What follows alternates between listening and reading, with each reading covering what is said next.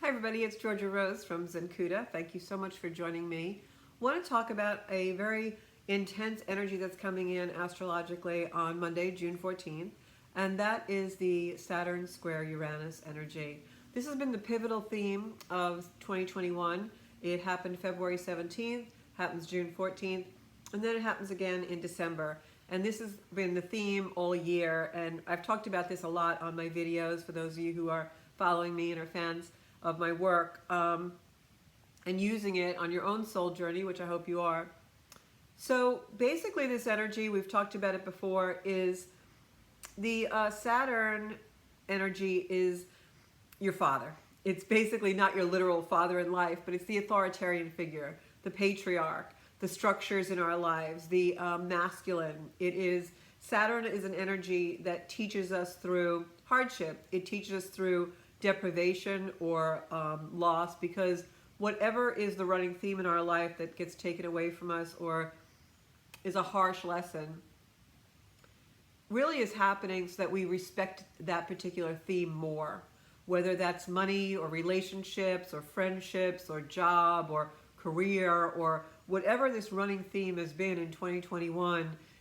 This energy of Saturn is showing you where something that is your security, your structure, is actually your restriction from growing forward.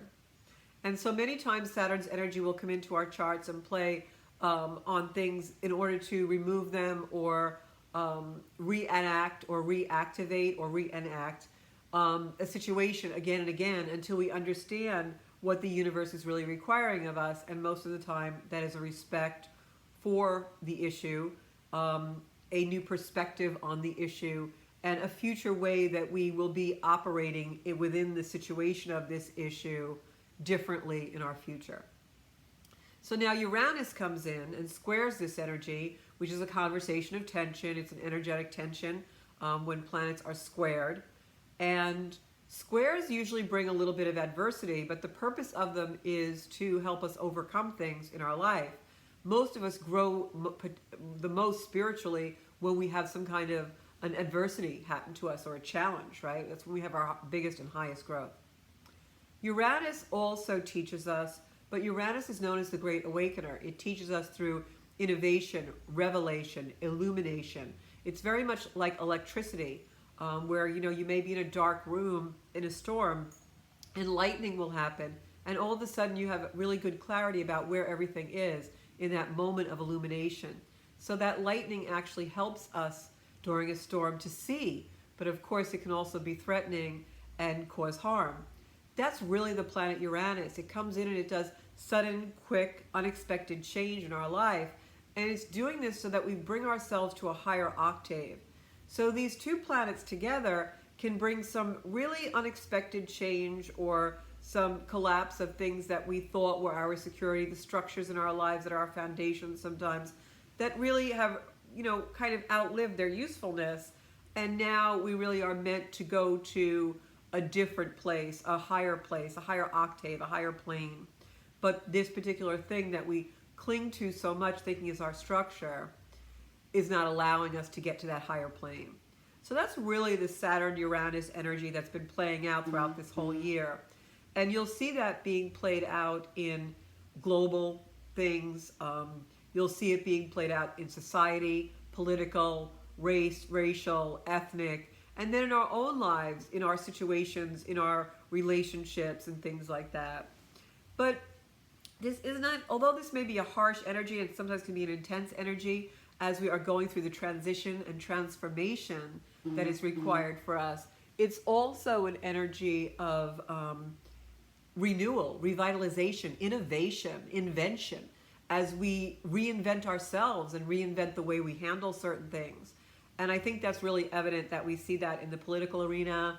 We're in the United States right now, we're having a lot of debate over critical race theory in schools, and everyone is clinging to an old patriarchal way of doing things. And for some people, these changes are so aggressive and so unseemly, or so they can't imagine us moving to those places, that they become a sticking point and they cling to these old ideas. And that's really not what you want to do. The answer is somewhere in between. We don't want to go into a complete innovation where we throw out the baby with the bathwater, but we want to be able to let go of the things that are collapsing, that we don't really have control over, because the universe no longer wants them to be in our framework, in our line of vision. It no longer wants these things to obstruct us from going to a higher path and a higher place. This is really, in effect, the evolution of humanity. It is humans going to a place and coming into their abilities more so than they've ever been before. This is also, like I said before, the death of the patriarch. It brings to mind for me a very higher energy, the Shekinah.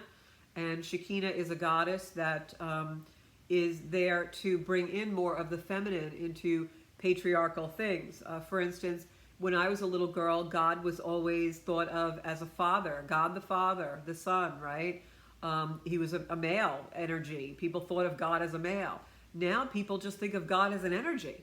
So I think that that's a huge evolution in humanness, in humankind.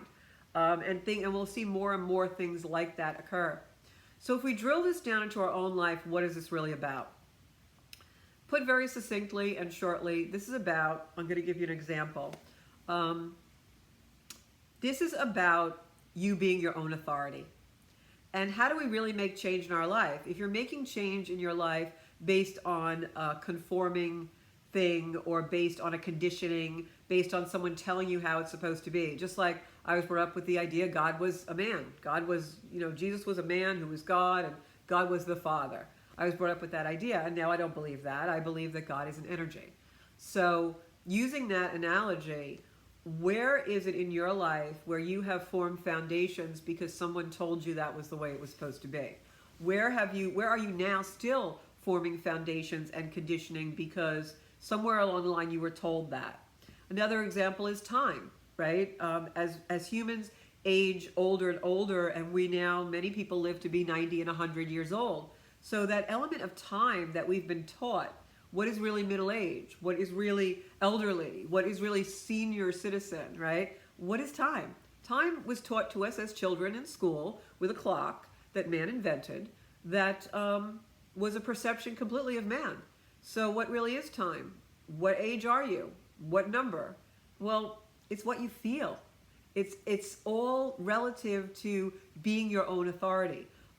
During COVID, when we no longer had the structure and the strictures of time for many of us working at home, well, did your eating habits change? Did you wake up a different time?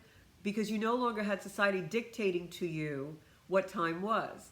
So that's an example of this Saturn Uranus energy. It comes in, it changes things, sometimes in a really drastic way, because it wants you to think for yourself. It wants you to make your life and create your life based on what is authentic to you.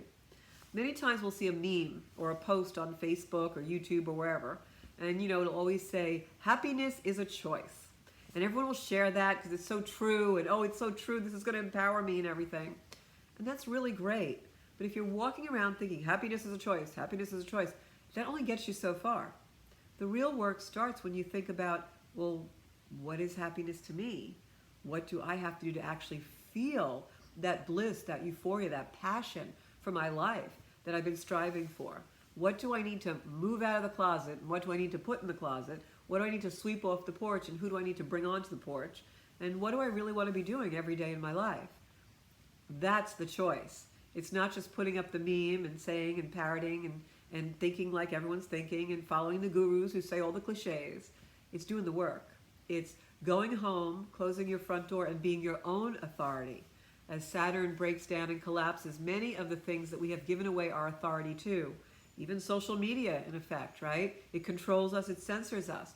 So many, many things in our life are controlling, censoring, restricting, holding us back, putting in a box. Might be a pretty box, might be a rainbow or a purple box, might be a box where you're allowed to dye your hair orange. But is that really the authenticity that's you? Or is it just another authority telling you what you should think and act and feel? And Saturn and Uranus are coming in for the second of 3 times this year, perfecting on Monday, to bring us an energy that'll probably show us where in our life we need to become more authentic, more of us. Why does the universe want us to do that? Because that's where our power lies to become more. Every choice creates more of us. It can create good things, it can create bad things, it can make you elevate and evolve in your life, or it can make you stay the same, right? So the part of society that is holding on to all these foundations and these strictures and these restrictions and doesn't want to let go and thinks things should stay the same as they are, they're not going to grow. But we know that growth is where our real power lies, in understanding what humanity is really capable of. And Saturn wants us to take that responsibility. What does the word responsibility mean when you think of it as Saturn? It means responding to your ability. Are you really living up to your full potential? That's what this is all about. So we all have to step out of our boxes and do that. And I hope that you will follow myself and all of the people that I have on my podcast show and all of the things that I have up on my YouTube channel as part of the Zen Kuda community. In short, what does Zen Kuda mean? It means we're really, really Kuda, really barracuda about our Zen. We're protecting it. We're really making a choice to be not only happy, but live with our authentic passion. That's Zen Kudas. And I hope you'll follow us and join the wave of people like me who are really striving to be all they can be, passionate about life, and really trying to live up to what the universe expects of us, to elevate humanity into a much higher octave than we're functioning right now. And that starts, of course, with all of us and the work we have to do in our own heart and soul. I do have a workshop coming up that I'm going to be advertising on social media and on my website called Places in the Heart. And this is a workshop I've been working on for a very long time. It is a 3-part workshop designed to help you go to those places that are scary for all of us, those places that we don't want to look, those places where our security are our restrictions, and help you remove the blocks that prevent you from living your life full of passion and truly authentic. And this is an intense workshop. It's not for the faint of heart, but I hope you'll join me, and I'll be posting more information about that towards the end of this week. So thank you so much. We have an intense week coming up, and it's leading up to the summer solstice on June 20th. So do your work. Definitely think about where Saturn and Uranus lie in your chart. Saturn is in Capricorn, and Saturn is in Aquarius, and Taurus is where Uranus is. So look on your chart, see where your Aquarius and your Taurus are, and that is the houses that will be affected by this beautiful transit coming in to bring us to a much higher place than we're living right now. Thanks so much. You can find me on Zen Kuda Official on Instagram, Zen Kuda on YouTube, and of course on Facebook. Thanks so much. I'll see you on Tuesday night, govsradio.com, the Soul Space podcast. Bye-bye.